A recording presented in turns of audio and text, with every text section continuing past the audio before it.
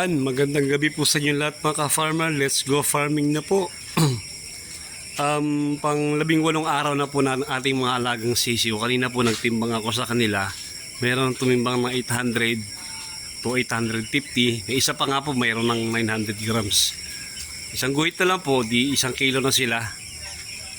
Sumasagad na rin po sila sa kain. Ito yung punong-puno yung butsi nila. Ang pansin ko na po sa ganitong cage type, kailangan po, lalo pa medyo mababa yung allowance natin sa kanilang poop. Dapat po umaga pa lang naglilinis na tayo, kasi kapag may dumi po yan sa ilalim, nakakapagdagdag po yun ng init sa kanila. Yung singaw po ng dumi nila ay mainit din, tapos mainit pa yung panahon, kaya mas lalo silang hinihingal. Kaya dapat po kung sakasakali mo maggaganto kayo, ang inyong paglilinis ay umaga.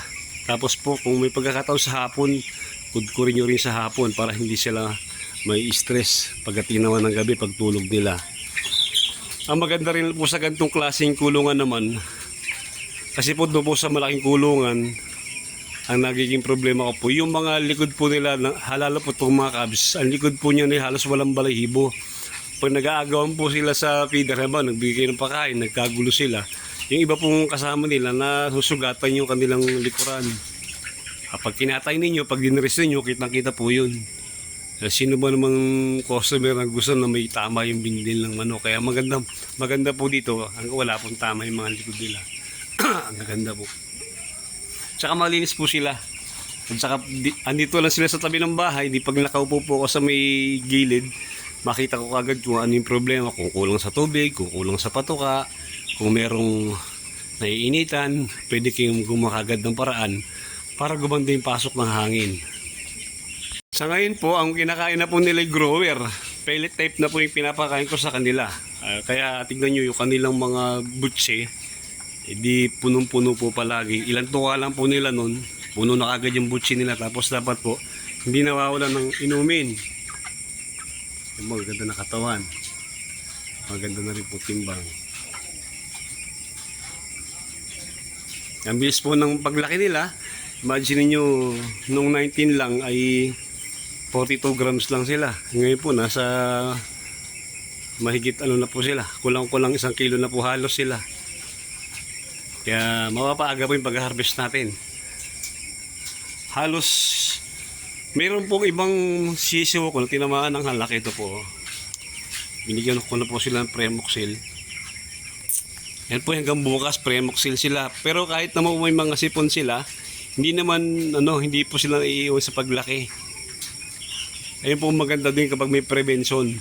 Kung tamaan man ng uli sila ng sipon, hindi po ganun kalala.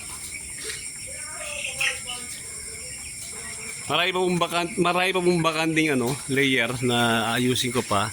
Siguro by Tuesday, ilalagay ko na sila sa mga lugar nila na 25 pieces or 25 heads per layer para makita natin kung anong kung gaano na yung itsura nila kapag nasa kanya-kanyang lagayan na po sila. Kung kailangan ng adjustment, makakapag magagawa natin kagad yung mga dapat nating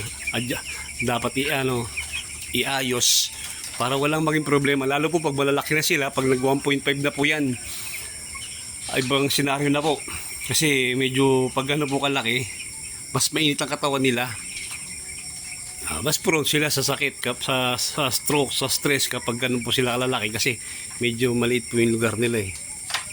Pero so far po okay naman. Mula po nung nakaraan, wala na ako nakita mortality sa kanila.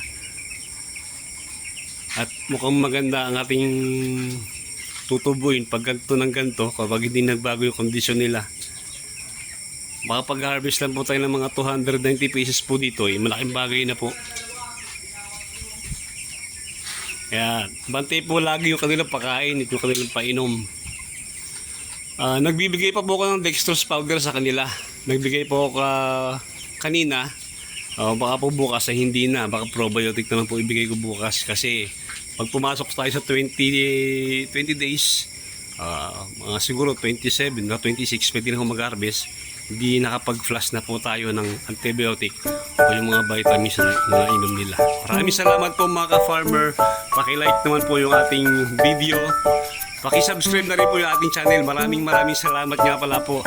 Nasa 100 subscriber, mahigit na po tayo. Nasa 136 na pera, 135.